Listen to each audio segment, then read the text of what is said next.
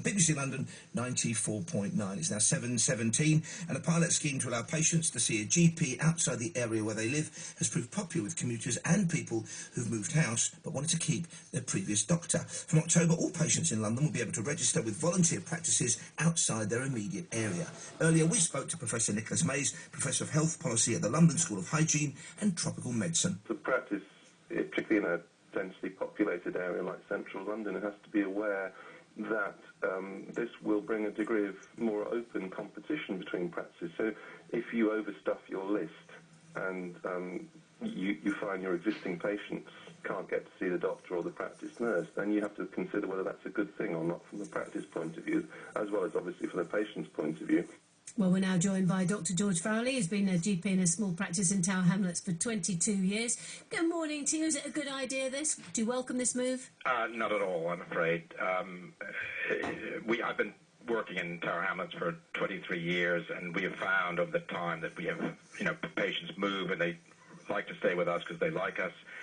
And we found that it just doesn't work. We can't look after and provide good care to people who've moved outside of our area. They don't have access to us, and we don't have access to them if they get ill. So it's unsafe. I heard what Professor Mays had to say there. I hope to meet with him, and I hope to read his report. Up to now, it's been secret. I don't think they really understand how general practice works, and I think that the public is being duped by this. As I understand it, your PCT boycotted this research study. Why was that? Why didn't you think, actually, let's have a look, let's see if we can move forward with this? Yeah, it wasn't just us, it was also Hackney and the city. Our concern, I had nothing to do with this. This was the rest of the GP population and the LMC.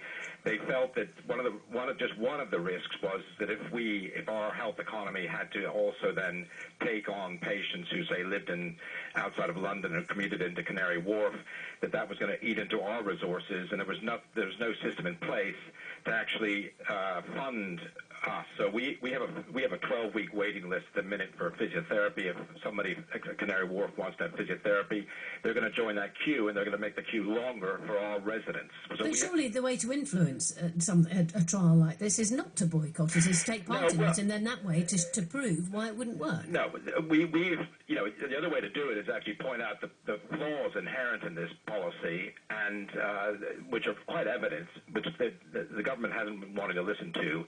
And there hasn't been a debate. This is the first time a mainstream media outlet has actually discussed this issue. Well, the reason for that, of course, is because, you mentioned the word secret, it's because the press release, it was only sanctioned for release today. I'm sure other people will be discussing it. No, this stuff it's not been secret all along. This has been an issue I've been blogging about for 4 years. I've been following it. It's quite. No, but with respect to it, you said earlier on that you wanted to read the report. Until now, it's been secret. So this is Professor May's report. In other words, he was asked to do an evaluation of the pilot scheme. The pilot scheme, if you look at the pilot scheme, is actually it's not really a real pilot. A pilot is meant to actually look at how something works properly. Does it work? What are the risks? The government and the Department of Health are not interested in seeing what the problems are. They've been avoiding the problems all along. The problems are very evident to us who work in the field. I've been saying, this is not just an opinion. This is actually our experience of what happens when you try to look after people who are unwell, who live at a distance from where you are. What they're proposing is unsafe. Now, you will find this unrolling in October, what the problems are. Can I ask another question then from a different angle? You've mentioned, for example, Canary Wharf. Yes. Now, of course, people tend to want to try and go to a doctor near their home, but of course if you're working 5 days a week in London, whatever part of London, you might also have the expectation of being able to drop in. Might that not in the end lead to better patient care? Because most people thankfully don't need their GP a huge amount. Okay, I think there's a good case, and there's a case that ought to be answered, which is how do you provide good general practice to commuters? And, Canary Wharf has something like 100,000 commuting into Canary Wharf. The City of London has 300,000 or so.